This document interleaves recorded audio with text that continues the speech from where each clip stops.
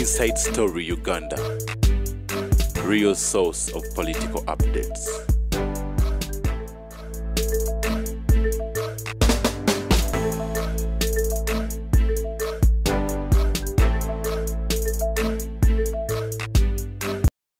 The big story, Kubaba TV, Joseph Tamale, Mirundi. Ogenda kufa n'obusungu obwo. Omanyi obusungu obwo Tamale simanyi kyewandi zennabi enkuyizemu. Anifonde gwe toyina kyongizeemu. Wandingizeemu ekintu kimu, emotional control. Ati bakankole. Obusungu nekyoba oyogera nga kirungi kyandira ne value kyonooneka. Buli muntu ayina kyayita value. My value is integrity. Anybody who tries to take out integrity, anybody who tries to get it, the biggest, let me tell you, Mohanga, the biggest asset a country has is goodwill. Never going to Lupapula Bukede, Barutandikamu 78, by Sekabembe, Ngaminia with Zimuno. Sekabembe started his newspaper. Neaba Bukede Bargula widow Sekabembe. Goodwill. The person, what you have is your personality. Personality. That you must protect. Yes, at all costs. If somebody captures your head, the next target is your buttocks to turn you into a woman. That's the battle beyond your head. No more short-term strategies, but we're saying, native integrity. Now, this is what you have said. That the biggest asset you have is your integrity, which you must protect at all costs. How about the integrity of the other people? Anti Kugambye, Bobby Vaitandikiro Rutalo Ruawe. Never going to go to State House. Badagira newspapers in Kube, book a demiers Mukag. Their chairman say, we should destroy this man. And he goes back to his family and he wrote. I was thinking in Kampala. I've been thinking for 10 years. Kubati mwampe escape route. Mumu atandika olutalo nga muyina emisango gyammwe. You wrote right. That's true. The truth is you wrote. Yes. How? Wavunda. I tell how. Have you Kakati go let me tell you. Was sticking. What was so special about the State House job? See job. Tomatira. See job. Anti nakino nagano genda yo. Nakino nagano genda bujozi. Nabaga offroad bi mu 7% nebazikwa. You must come on the needle before me. Mwe mbafuka miriamwe. Mwe. You are joking. If after 10 years you have not realized tiono musajja mugumu, we are fighting over the political future of all of us. Namwe we have no future. Yes, you don't have a future. If you want to join in nannyhood, why do you become pregnant? It's not me. Organic parts flooded on the market. Abazungu nebanonya webiva Libya, Uganda, Zambia. Nibabaziro wingako. Nibakwataka sajja bakaita Amulani. Amulani was arrested in Karachi. Mwali mutidde mu komera. Akasajja bakaita Amulani. Nibakasiba emyaka 5 ne fine ya mitwalo 5. ICC keina okulumiriza abantu bakajja ku gundi. Instead of addressing the issue, they are attacking me. President yatunulya nabaga nti ono musajja temusobola. Mukwate sente ze muzitwale mu bank. In the battle of all of you work for me. Why is Mr. Museveni quiet about this? The way fighting for 10 years. The way I look at Museveni. He's quiet. No. Whenever Museveni loses money, awaayo endala. Lwaki we babbeezange teyaziwaayo? Yali agala kube. Kuba naye baali bamwewaguddeko.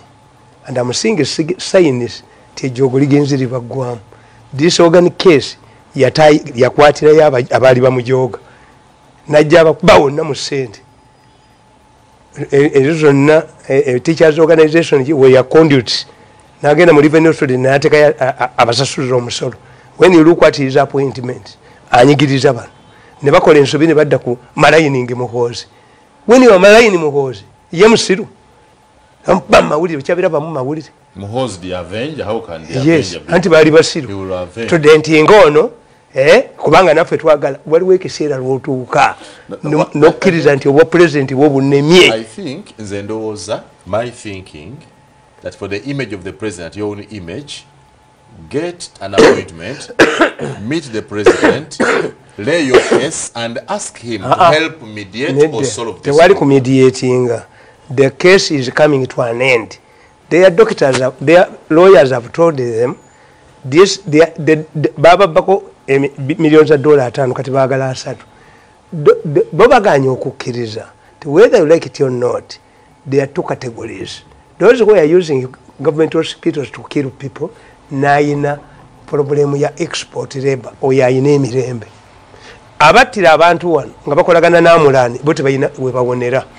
Kati bali babagamba nti mukimanyidde ddala oyo omusajja tayinza kudina abo singa bujulizi sisobola. Kubanga ICC, if you provoke me, I can surrender all of the evidence to ICC. Their agents are here. I know them. Kati bachi bayina okukola kiri bweki. Bakoze. Anti you don't know. Bweche bakoze kiri kimu. Nti you call small radio stations and TV stations. Mbu yetonde to discredit your bujulizi buli as if I'm the only witness ICC has. ICC has ample evidence against you. And you'll be fugitives. Nabagamba nti mpadisa kataba mu Lunyankole MPCA wanyu you support Mugozi, you can remain fugitives here. Domestic law prevails over international law. You can be a fugitive in Uganda under a friendly government. That's what you should do. Leave political ambitions, apologize to Museveni what you have done, and don't waste money with ICC. Let the ICC go with this case, they will fine you and move with this new bill. Is it a possibility that you are working for Mr. Museveni? Yes, wait here. Are you working for Mr. Museveni? We say here. Tufanaganya nze muwagira. Kubanka nkubuli. First of all, I know politics. What has Museveni done, which is not done by a modern leader? This is what I'm asking you. Yes. A presidential advisor. Government. No office. Let me tell you. Appointing authority. Are you working for the president? A sensible man wouldn't like his former wife to move in tatters. Nsobola n'okugulira omukazi ennyama nga yanoba yagenda nemugulira n'engoye kuba abamulaba nti ayina omwana wange mulumbe balaba ono. Would you think it would be for 14 years service? It wouldn't have been embarrassing Museveni omugamba nti omusajja yakwogeranga emyaka 14 ali mu tatters. Maybe that's why he left this man. If the man did not save, because we are in office earning, if you did not save, that's it. Si bwe kiri era mwana kambabulire nabano bajjeno bwe muri retiring mwali badde mu bakoledde off fund a general will have retired with a Mercedes Benz mwali funye donation je mubawa oba special medals. What did you see? Uganda build the economy. Anti kankubulire ekyokubiri ti mu majamalala mu modern countries like Thailand, like Kenya, like USA, abo bonna bali badde absorbed mu military manufacturing companies. Te abo bali vuddemu nti toyinza kusanga musajja yali kamanda w'amagye ga America nga tagenze mu companies zikola byakulwanyisa. They use him. In Tanzania, this would be the disease. In Kenya, babawa ti ono Kibwana yagenda nga chairman wa Mombasa Port. Waliwo omulala gundi ono brigadier gundi Major General ali yali mu police kati yakulira post office general. They absorb them. He will absorb them. Ne president bwe yali baterawo dance bajiba. This would have been their retirement. In fact, let me tell you, if you want to govern Africa well, look what the colonialists. Abasajja babazungu babala. Kubanga problem tubakagiraba. Nakuga nti mu Busoga bagamba nti abasoga baganya okutta emmese. Ne babaga nti buli mukira gonna ogw'emmese tugugula.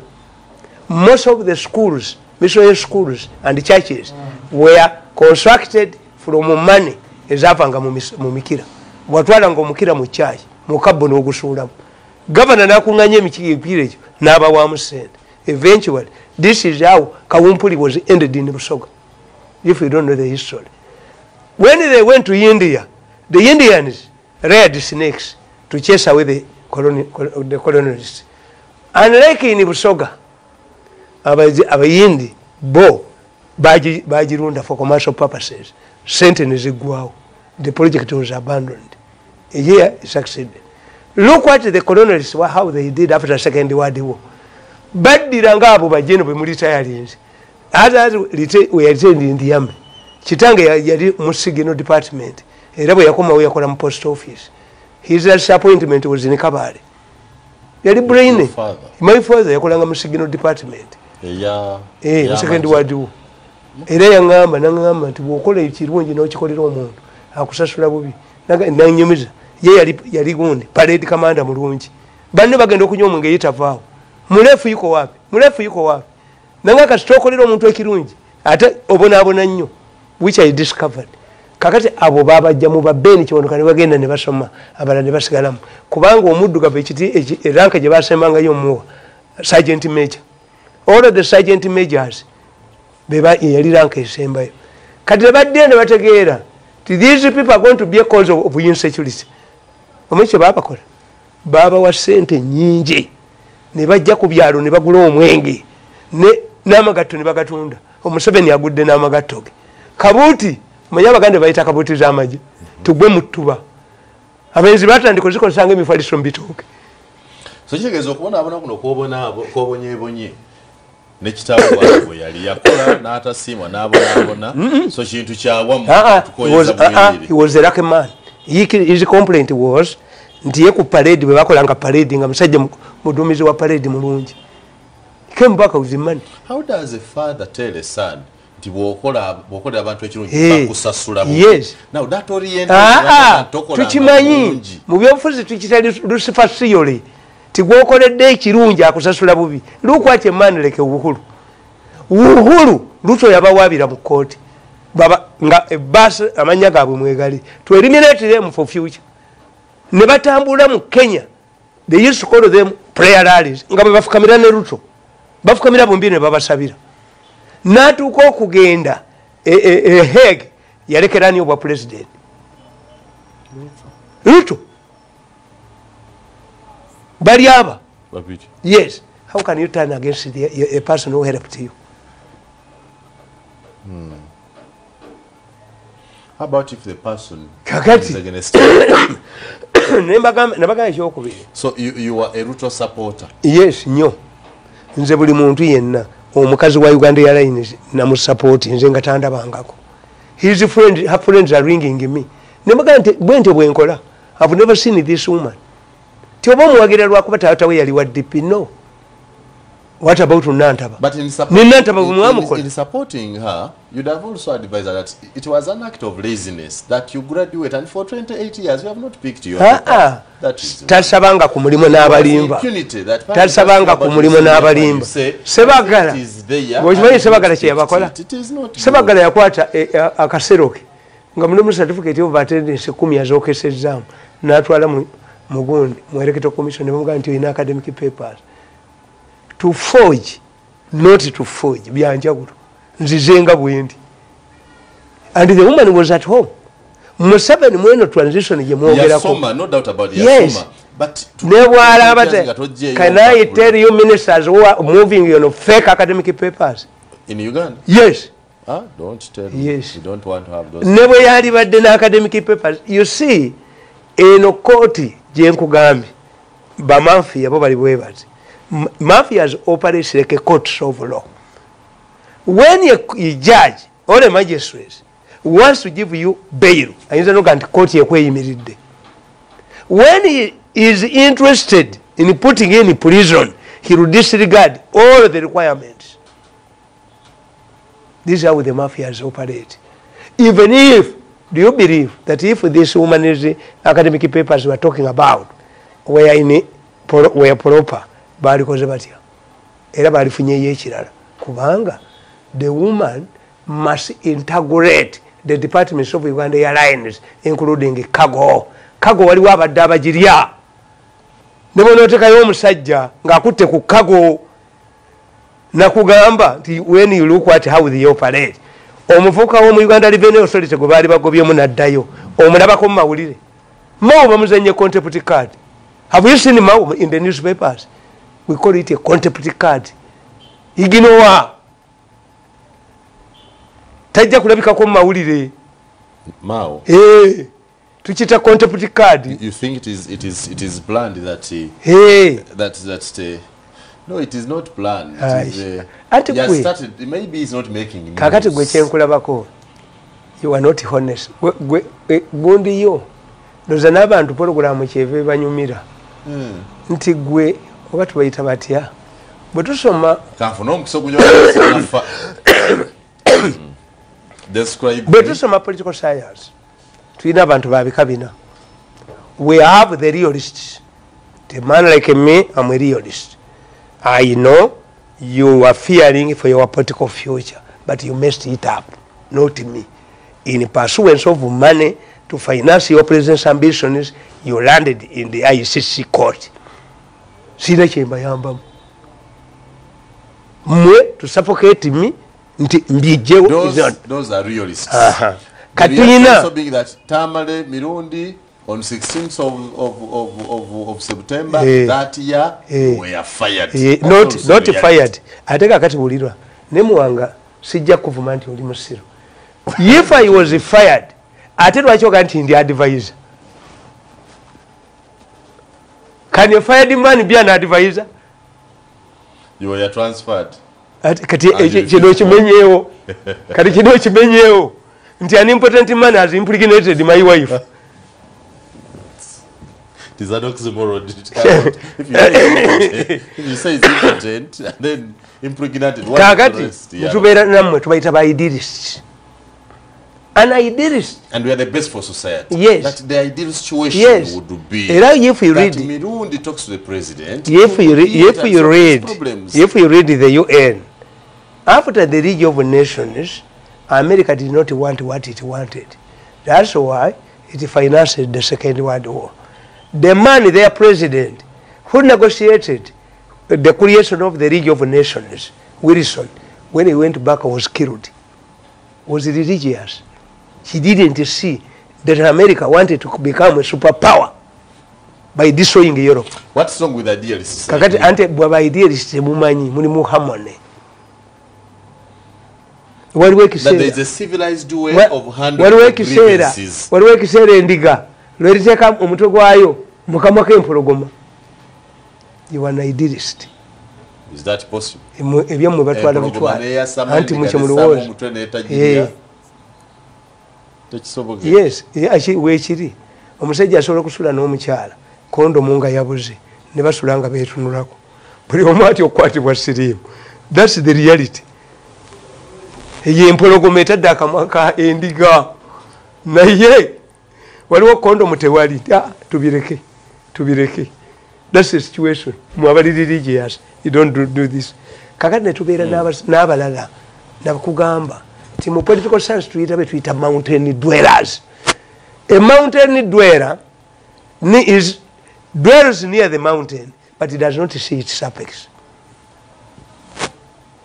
Those are people who are close to the leadership. Ye Mirundi. Mu government yennyini. Tebabamanya. Government ekola bibi era egenda. Era tukiyita situation evaluation. Tulina kye tuyita situation evaluation. This man has evidence against us. How can we get this evidence? We know that man cannot come here. We know him. We have to squeeze the others. You squeeze them and you are now a target by ICC. Bajja kuyoolawo. Ojja kusasula banonga baddusi. Gwe baleke to fight their battles. Why do you involve a government institution? Nga nayo njikubiramu. Kubanze mwenye emyaka 10. Family yange ebonyeebwe. What do I expect from you? Kati ennaku yo gyona akuba buli omu. Nkugamba gwekkiriza nti you become a realist. This man cannot do this. So? Yes, bumuleke. But you are a realist who does not love reality. Tamale Mirundi will never be press secretary to the president again. That's a reality. You will never be. It's a reality. You will never be a press secretary to the president again. Reality You see a issue. The money you lost, let me tell you, never get it. Kati gwe kankubuulire omusajja bamuyita Gund Ali Bhutto yali pulemesa Pakistan, amme kamanda we n'akwata power Zulu Haq taata we yali dokita emulago Amini n'abagoba n'agenda e Pakistan. He joined the Pakistani army and became a president. Zulu Haq, General Zulu Haq. Yagamba nti ono Bhutto mukutte ne musiba bw'aba ayagala obulamu akkirize ansabe pardon. Bhutto yagaana and he was executed in public. What did he benefit? He lost his life. His family. Teyali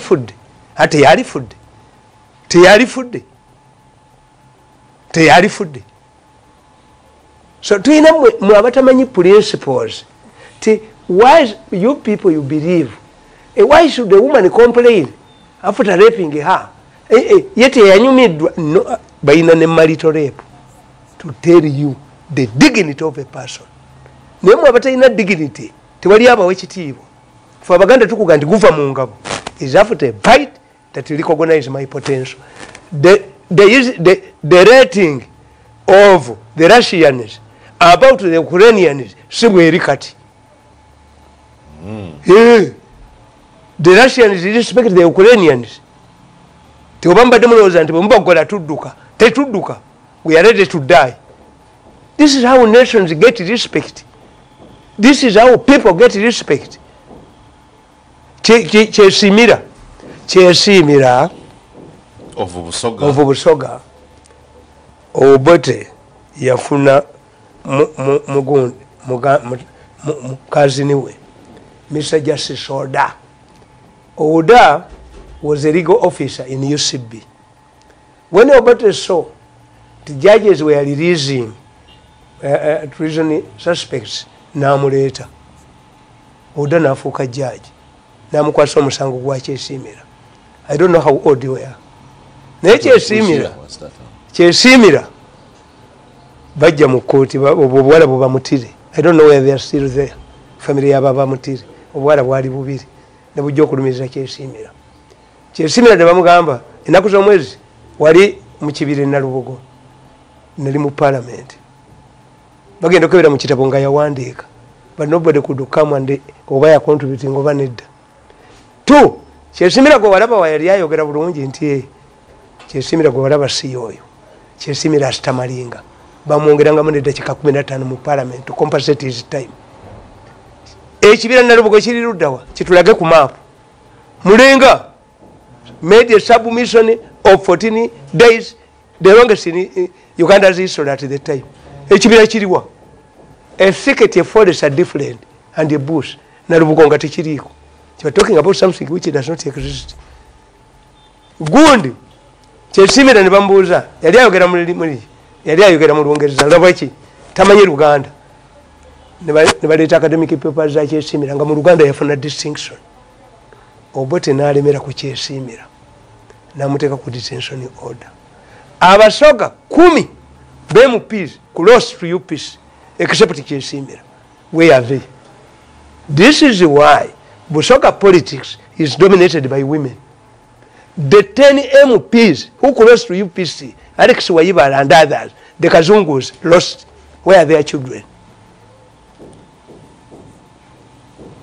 How come by the time in 86 kada kataina likodi yonna nti obaya bayambako mu nsiko obawa, but they need the people who could help them, technicians, technical people. Yava ku bwalo yabwe wali mu chambers. Yes, why had not tainted herself? We shall have a government, Muanga. We have a, let me tell you. Next time we get there is no government in this country that will not give me a job. Huh? Tell government yeri jawana ndetampa mulimo. Tell you. What you call it this? Tell you every government will hunt it down because economy takes time. What do? Is to hunt it down with the orphans. I want to interest you. Next time we meet, I want to interest you in Busoga politics, the trouble we have with it, has it added value to us or not? We'll look at that. Nemwe gwe good, you say how it kuba amasuuti go ogenda osome PhD as long as you don't value ti omuntu nga nsibiddwa mu kkomera ne bansondera sente n'azibba gwe muwango oli ewuwa ekyemisana akuyita n'olyayo naye nga sente zo bazisonda ne bakubba omuntu atategedde nti this is when you needed money to get out of prison tetuddamu kukolagana tetuddamu kukolagana. I'm a Christian. Baptized. I forgive Jesus put up a cross.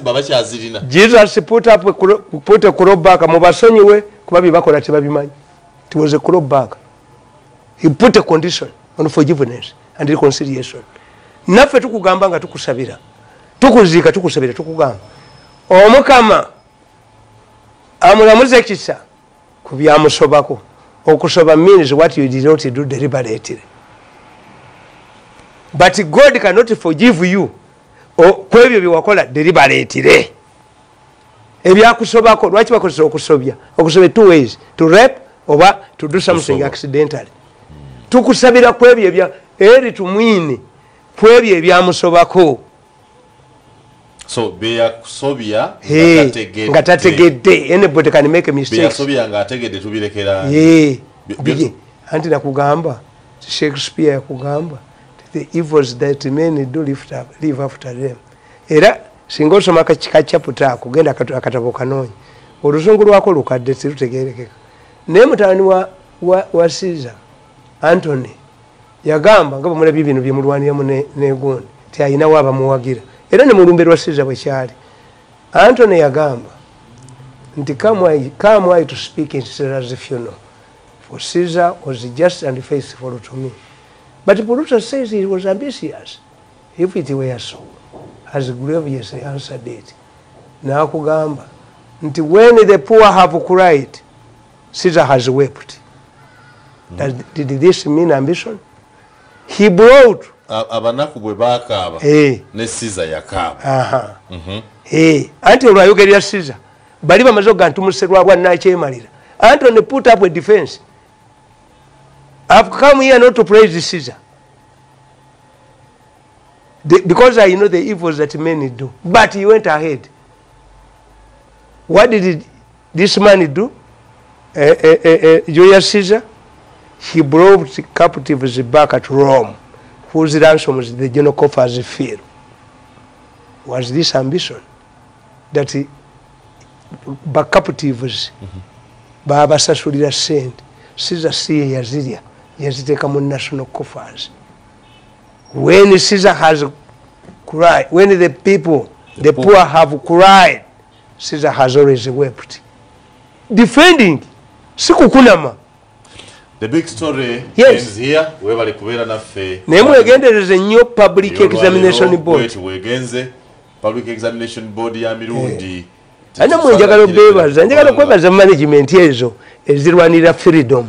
Timwe musazeewo mulwanire freedom, oba license bazitwala bazitwala, but I'm telling you, UCC is under a close monitoring by ICC. The accusation is big and unfounded, and I want to disassociate from it. Whoever attacks me, will find himself somewhere.